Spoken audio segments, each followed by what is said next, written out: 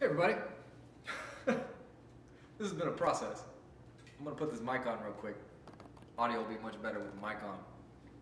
We're auto-focusing now. That's funny. I've been in a slump. Creating things. It's been a weird, it's for everybody, 2020, 2021, like the whole, everything, you know. There's been a lot of grenades in my personal life, in business, a lot of things that I can't really talk about.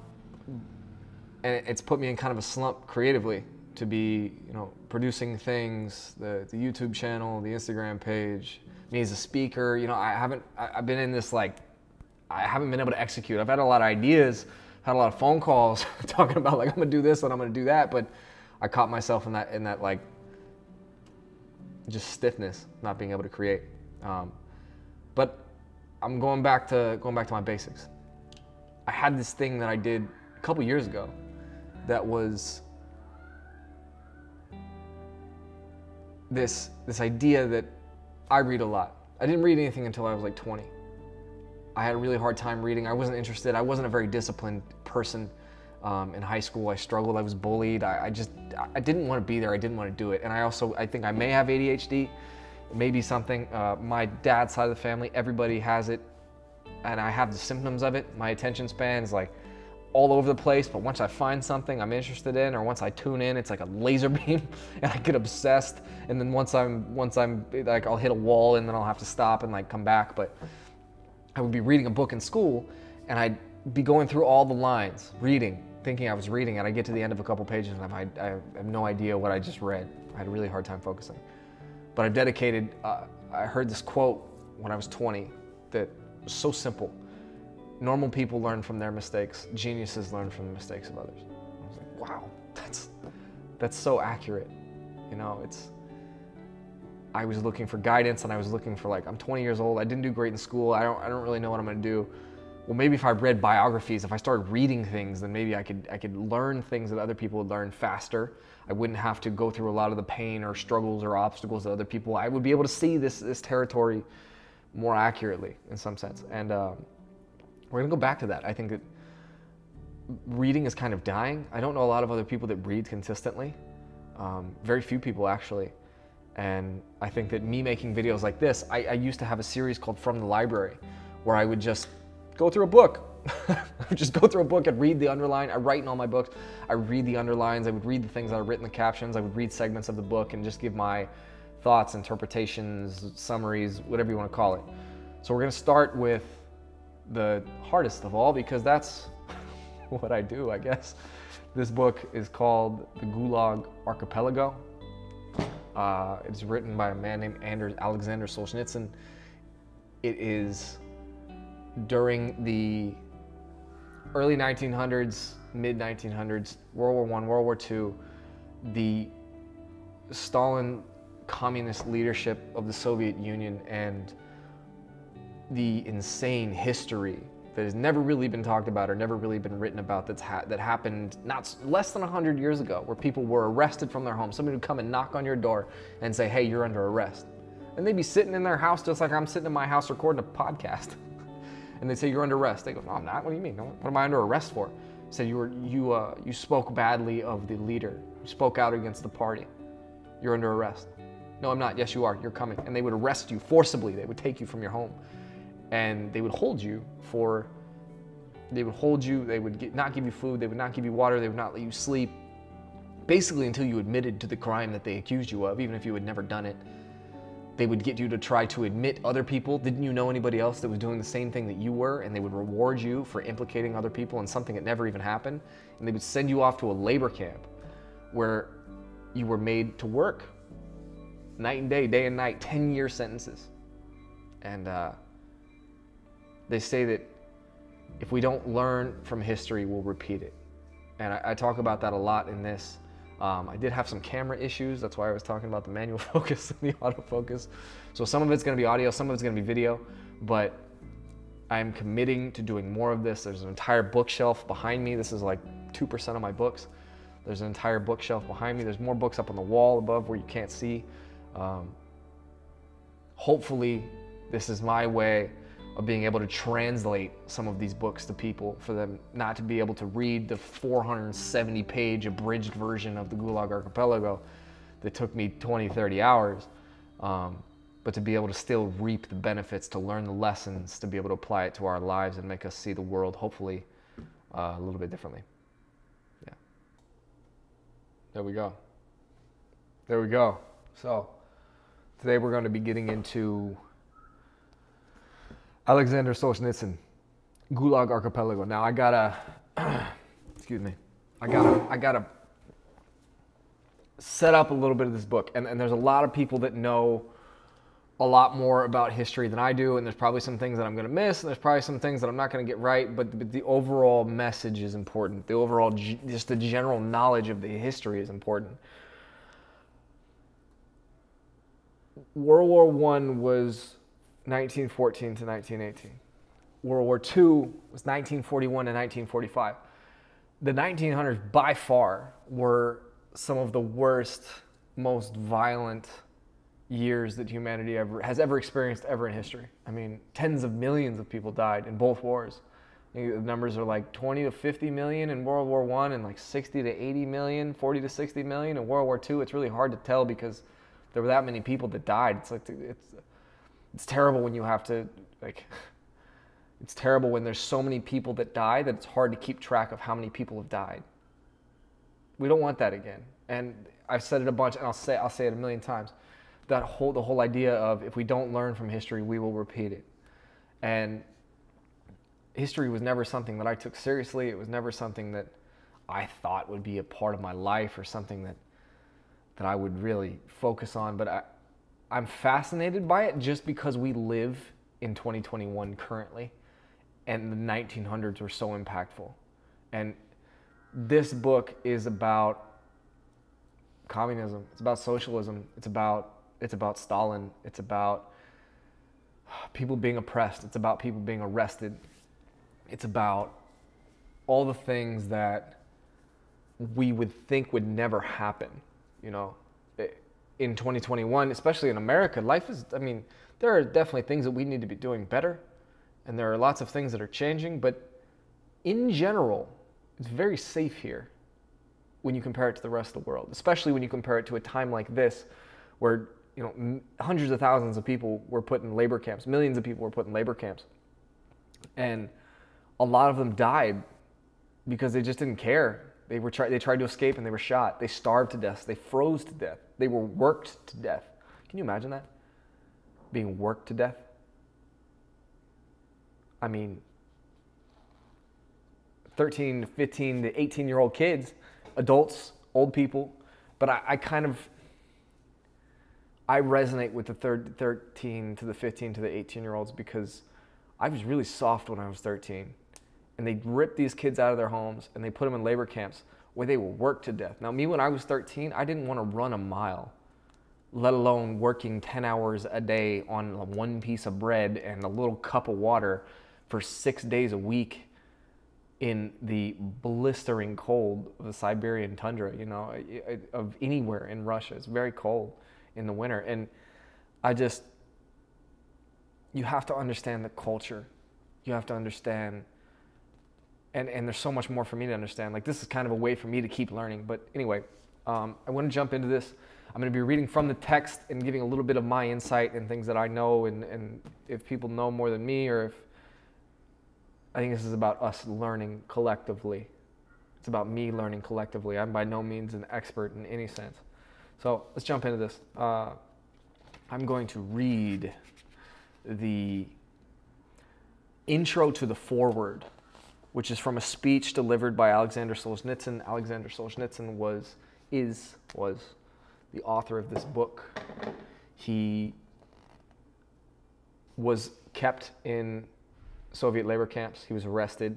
He fought in the war and was turned in by his commander, I believe, because he had a friend that was Ukrainian. And that was something that could get you arrested. Just having a friend from a different country could get you arrested. So I'm going to read the intro to the foreword here. Once we have taken up the word, it is thereafter impossible to run away. A writer is no detached judge of his countrymen and contemporaries. He's an accomplice to all the evil committed in his country or by his people. And if the tanks of his fatherland have bloodied the pavement of a foreign capital, then rust-colored stains have forever bespattered the writer's face. And if on some fateful night a trusting friend is strangled in his sleep, then the palms of the writer bear the bruises from that rope. And if his youthful fellow citizens nonchalantly proclaim the advantage of debauchery over humble toil, if they abandon themselves to drugs or seize hostages, then this stench too is mingled with the breath of the writer. Have we the insolence to declare that we do not have the answer for the evils of the world today? The simple act of an ordinary brave man is not to participate in lies. The simple act of an ordinary brave man is not to participate in lies. His rule, let that come into the world, let it even reign supreme, only not through me. But it is within the power of writers and artists to do much more, to defeat the lie. For in the struggle with lies, art has always triumphed and shall always triumph, visibly, irrefutably for all. Lies can prevail against much in this world, but never against art. One word of truth shall outweigh the whole world. There was a speech that Alexander Solzhenitsyn gave to the Swedish Academy when he accepted his Nobel Prize for Literature. Now, consider this. This guy was in the Soviet Union. He was enlisted into the army where he was shot at other people. He then came home from fighting for his country and was arrested for having a Ukrainian friend and put in labor camps for upwards of 5-10 years. What he cites here, what he writes here is that lies can prevail against much in this world, but never against art. One word of truth shall outweigh the whole world. And there's a point in this book. There's a point in this book where people are dying left and right, and it's nobody's eating. It's cold. They're working constantly. It is horrible conditions, and a reporter is sent to the labor camps. In most communist socialist countries, not companies, in most communist socialist countries, there's a lot of censorship. There's a lot of keeping things from the people, making others wanting to see things the way that the leadership wants them to be seen, not the truth. A lot of lies. A lot of, this is what's happening and we're all good, but on the inside people are dying, people are starving. Generally that exists in this censorship and this communism. And what he says here is one word of truth can outweigh the whole world. That statement is the philosophy for the whole book. You know, it's something that is tremendously impactful. It's something that, for somebody who is arrested, seen people died, lost his family, to come out the other end, to be awarded the Nobel Peace Prize, and for him to say this at his acceptance speech for the Nobel Peace Prize, I mean, I couldn't think of a better summary of a hell of an experience. I'm going to skip forward here. We're going to move into the beginning of the book. The beginning of the book marks him and his experience. This book is not written with perfect paragraph structure. It's not written with perfect sentence structure and punctuation.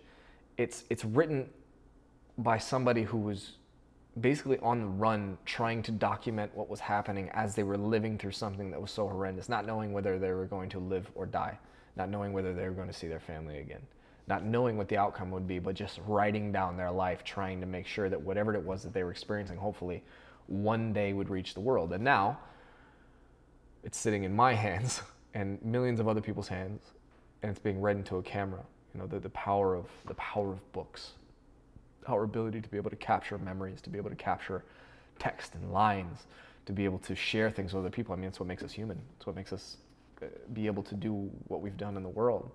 to be able to learn from previous traditions. It's the only reason why buildings exist or why this camera was built, because one person learned something, then they got to a place in their life where they were going to die, and the younger people were able to learn from the older person through books, through writing, through speaking. I mean, this is one of the most powerful tools the world has ever seen, and it's really undervalued. How do people get to this clandestine archipelago? Hour by hour, planes fly there. Ships steer their course there, and trains thunder off to it, but all with nary a mark on them to tell of their destination.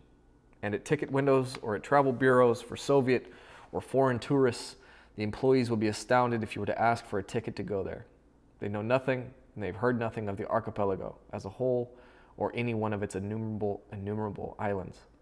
Those who go to the archipelago to administer it get there via the training schools of the Ministry of Internal Affairs. Those who go there to be guards are conscripted via the military conscription centers.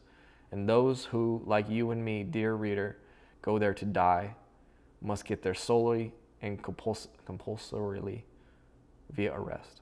So he's saying, nobody knows what happens. Nobody knows these places exist. There's no social media. There's no internet.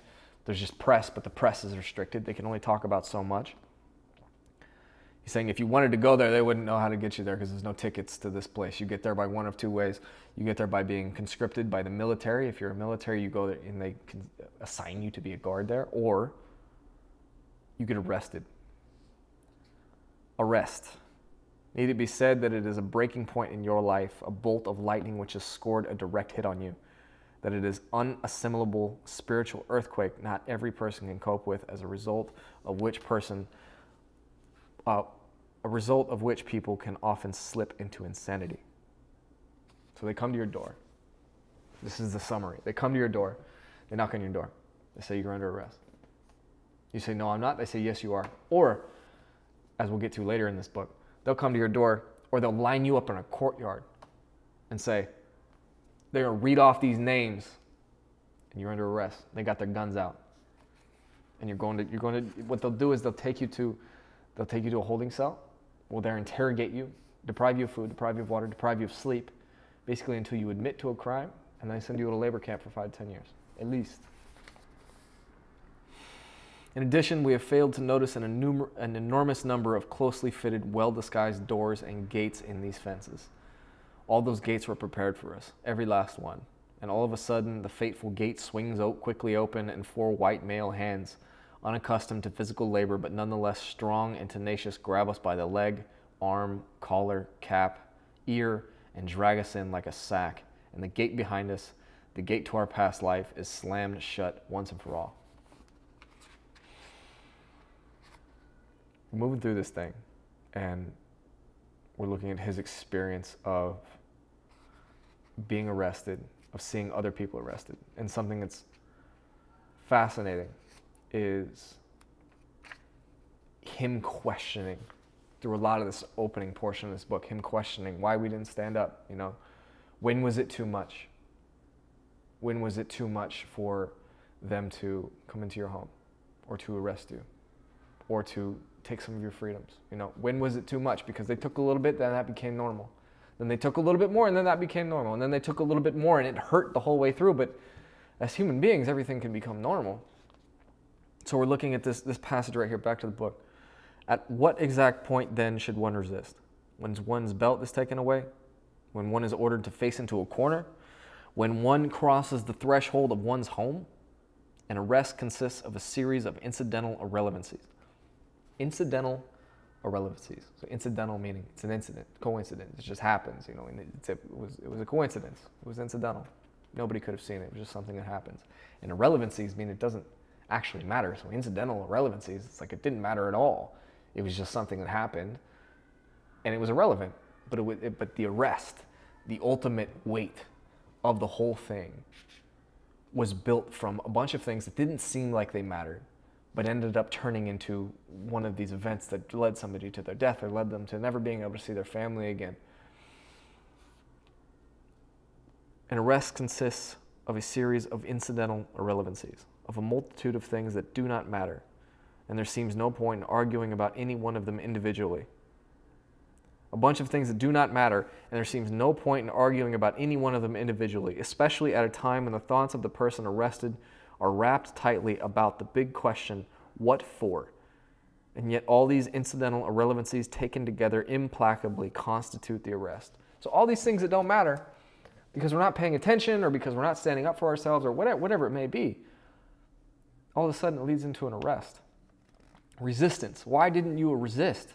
Today's those who have continued to live on in comfort scold those who have suffered. Yes, resistance should have begun right there at the moment of arrest itself, but it did not begin. And so they are leading you. During a daylight arrest, there is always that brief and unique moment when they are leading you. He's talking about leading in a couple of ways here. There's the idea of leading as in leadership. Somebody's leading you down a path, but there's also this manipulative idea of leading somebody. In fight sports, most people see somebody get knocked out. They see, bam, they see one big shot. And that's what most people see, is they see one punch. Wow, that guy got knocked out. That's crazy. But what most people don't understand when they watch a fight is that there's a million other things that have happened right before that big punch. They were leading them the whole time. They were stepping to the left and seeing how they reacted. If I throw my right hand, how does that person, where does his right hand go? Where does his left hand go? And they're setting this person up the entire way. So there's a million little things that have happened all of a sudden, and then you see the knockout. But you're leading them to the knockout the entire way through. And the only difference is the level of knowledge or the level of agreeableness to let this happen to you, or maybe you don't have the knowledge to be able to see these things happen to you. But he's speaking about leading in a concrete way, but in an abstract and metaphorical way as well. So he says, and so they are leading you. During a daylight arrest, there is always that brief and unique moment when they are leading you, either inconspicuously on the basis of a cowardly deal you have made, or else quite openly, their pistols unholstered, through a crowd of hundreds of just such doomed innocents as yourself. You aren't gagged. You really can and ought to cry out that you are being arrested, that villains in disguise are trapping people, that arrests are being made on the strength of false denunciations, that millions are being subjected to silent reprisals. If many such outcries had been heard all over the city in the course of a day, would not our fellow citizens perhaps have begun to bristle? And would arrests perhaps no longer have been so easy? So this is 1927 he's talking about. It was in between World War I and World War II. He's saying that people are being led, that they're being taken, that they've some deal of like the person's going to tell the authorities about somebody who has been talking to the enemy or has had a friend from another country, small things. Or they're outright, they have a gun out and they are leading you in the streets to a police car, to jail, to a labor camp, and nobody's saying anything. You're saying, wait, why didn't we resist? Today, those who have continued to live on in comfort scold those who have suffered. So it's like, why didn't we do anything? He's saying in 1927, when submissiveness had not yet softened our brains to such a degree, there was a woman that was arrested. And he tells a story of this lady that was arrested, and they were attempting to arrest her, and there were people. She clung to a street light and was screaming, saying, "You can't arrest me! You can't arrest me!" And a crowd gathered, looking at what was happening, looking at the truth of what was going on, and sure enough, because eyes were on this lady, the people who were trying to arrest her got in their car and left. And this idea that so many people were arrested, but they didn't resist. They were just being told, this is what you need to do. This is what you're supposed to do. It goes on into his experience. It goes on into him being accused of something. And he says, 10 days before, I had led my own reconnaissance battery almost intact out of the fire pocket in which the 12 heavy guns of artillery battalion had been left. And now he had to renounce me because of a piece of paper with a seal on it. So he's talking to his commander. He's a soldier, Alexander Solzhenitsyn. And he had just led his battalion. He had just led his people out of a firefight, artillery guns.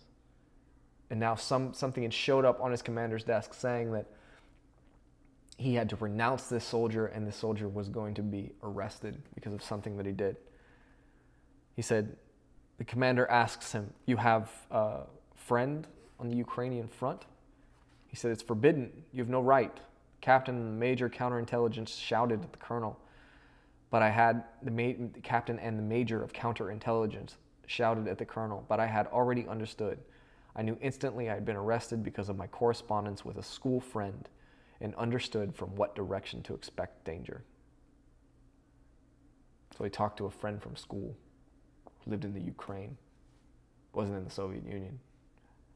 And regardless of him having fought in the war, regardless of him having fought for his country, he was going to be arrested because he had a friend in Ukraine.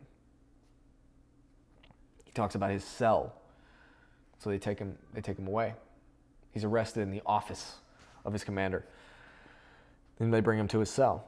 It was the length of one human body and wide enough for 3 to lie packed tightly, 4 at a pinch. As it happened, I was the 4th, shoved in after midnight. The 3 laying there blinked sleepily at me in the light of the smoky kerosene lantern and moved over, giving me only enough space to lie on my side, half between them, half on top of them, until gradually, by sheer weight, I could wedge my way in. And so 4 overcoats on the crushed straw-covered floor with 8 boots pointing at the door. They slept and I burned. The more self-assured I had been as a captain half a day before, the more painful it was to crowd onto the floor of that closet. Once or twice the other fellows woke up, numb on one side, and we all turned over at the same time. So he's in the prison now. And he's talking about seeing these arrests in town. He's talking about people not standing up for the things, not saying no, you can't do this, you can't come in my home. There's a story of a lady that didn't resist. Police showed up at her door and they searched her entire home, and she said, hey, I got nothing to hide, come on in. And they were looking in her underwear drawer. They were looking through her entire house. They were looking under her bed, and they found her diary. And they read her entire diary. And that was the thing that ended up getting her arrested. And it was the thing that was most violating to her, because she was trusting the nation. She was trusting the people that were leading her and saying that I got nothing to hide, come on in. It's cool. But they ended up reading her diary, the most personal thing that somebody can have. Now it led to her arrest. This happened less than 100 years ago. I want to go back to the book, talking about other soldiers who he's in prison with. He says, and now these warriors who had gone through the whole war and who had no doubt crushed more than one line of enemy trenches were waiting for a court-martial, whose members, had it not been for their tank, could have come nowhere near the village. He stepped in wearing a newish Red Army tunic and a cap that was also new, and when he stopped outside the peephole, we could see a fresh face with a turned-up nose and red cheeks. Where are you from, brother? Who are you? From the other side, he answered briskly. You're kidding. We were astounded. What is there to kid about in wartime? The young fellow sighed reasonably. And just how else can you get back home from being a POW? Well, you tell me. So they're having this conversation in the cells, and this new guy shows up from being a prisoner of war, and he's in prison, even though he was a prisoner of war to the enemy, came home, was captured, war hero, and they put him in prison. Goes on to talk more about the arrests, the history of the sewage disposal system, and this idea of the Red Terror. The idea that we were exterminating the bourgeoisie as a class, and what that truly meant. So a lot of this was classism. A lot of this was this narrative that if somebody had something that you didn't, it wasn't because they worked hard, it wasn't because they were disciplined, it wasn't because they strove for something higher. It was because they had that, because they took that from you. And they coerced and convinced a lot of the population to turn in the rich people, to turn in the people who were achieving, the doctors, the lawyers, the craftspeople, the farmers. The state convinced them to turn them in because they had been told that you don't have anything because these people are taking something from you. Not because they work harder, not because there's anything, you're not doing enough, but because they are taking it from you, and that's why we need to level the playing field. Talks about, oh man, the chronological list which follows, in which waves made up of millions of arrested persons are given equal attention with ordinary streamlets of unremarkable handfuls, is quite incomplete, meager, miserly, and limited by my own capacity to penetrate the past. What is really needed is a great deal of additional work by survivors familiar with the material. In considering now the period from 1918 to 1920, we are in difficulties. Should we classify among the prison waves all those who were done in before they even got to the prison cells? Done in, all the people that were killed before they even got to a prison cell. And in what classification should we put those whom the committees of the poor took behind the wing of the village Soviet or to the rear of the courtyard and finished off right there? So he's saying, what classification, how do we keep track of all these people who were arrested? How do we keep track of all the deaths? Because some people were killed in the backyard. Did the participants in the clusters of plots uncovered in every province at least succeed in setting foot on the island of the archipelago? The island of the archipelago is the prison camp island where they took most of the people. There's also no little difficulty in deciding whether we should classify among the prison waves or on the balance sheets of the Civil War those tens of thousands of hostages. It's italicized, hostages. People not personally accused of anything, those peaceful citizens not even listed by name who were taken off and destroyed simply to terrorize or wreak vengeance on a military enemy or a rebellious population. This action was, in fact, explained openly. Latsis, in the newspaper Red Terror, November 1st, 1918. We are not fighting against single individuals. We are exterminating the bourgeoisie as a class. It is not necessary during the interrogation to look for evidence proving that the accused opposed the Soviets by word or action. I'm going to leave this segment right there. This was written in the newspaper in the Red Terror, November 1st, 1918. We are not fighting against single individuals. We are exterminating the bourgeoisie as a class. It is not necessary during the interrogation to look for evidence proving that the accused opposed the Soviets by word or action. It is not necessary during the interrogation to look for evidence to know that the accused opposed the Soviets. So the Soviet was the state, was the leadership. If you spoke out against the leadership, you were taken to prison. But what this is saying is that we were fighting against an entire class, and it didn't matter if they had evidence. It only mattered that the person was even thought of being in the bourgeoisie or supporting or being against the state. It didn't matter that they had evidence. The first question which you should ask him is, what class does he belong to? What is his origin, his education, and his profession? These are the questions which will determine the fate of the accused. Such is the sense and the essence of the Red Terror.